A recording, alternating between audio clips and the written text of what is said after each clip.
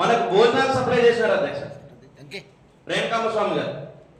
ఆయన దగ్గరగా 6-7 లక్షలు వచ్చేది ఉంది అధ్యక్ష. ఈ రోజు ఆయన మన మున్సిపాలిటీ చుట్టూ 10 సార్లు 12 సార్లు కౌన్సిలర్ చుట్టూ మున్సిపాలిటీ చుట్టూ తిరుగుతున్నారు అధ్యక్ష.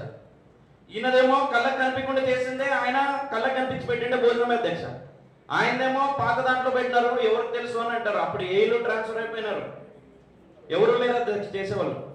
ఇది సబ్ కలెక్టర్ గారు చెప్పినారని చేస్తూ ఉన్నారు అధ్యక్ష. ఎందుకనంటే అధ్యక్ష, మనం తినిన తర్వాత దాన్ని ఉంచుకోకూడదు అధ్యక్ష.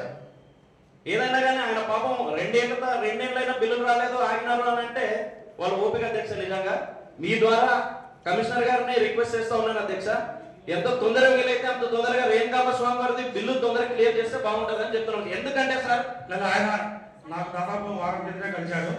ఆ బిల్స్ అన్ని కూడా పాత మేనేజర్ దగ్గర వెళ్ళిపోయినాయంట. ఆయన విజయభాస్ రెడ్డి సస్పెన్షన్, ఆ ఏసీబీ కేసు సస్పెండ్ కావడము, మళ్ళీ స్కాలర్షిప్ కూడా జరిగింది. ఆయనతో మొత్తం తీసుకొని చెప్పేసి మనం అనుకోకుండా పెట్టిన అజెండా కాబట్టి నెక్స్ట్ చైర్మన్ ఎలక్షన్ ఏమంటే ఈ వీక్ ఎన్నికలు పెట్టేస్తాం సార్. దారుణం నెక్స్ట్ సార్, మనం చెప్పిన వెంటనే భోజనాలు తెచ్చి పెట్టే మనిషి ఆయన. సందీపారు బిల్స్ నాకు అందుబాటులో రాలేదు. ఆయనకైతే 2 నెలల నుంచి అనుకుంటున్నా. కాబట్టి బాస్ రెడ్డి గారు ట్రాన్స్ఫర్ కావడంతో ఆయన బిల్స్ యాడ్ పెట్టాల్సి ఇస్తామని చెప్పారు. ఈ నెల ఆఖరి జరిగే మీటింగ్లో కష్టపడ్డారు.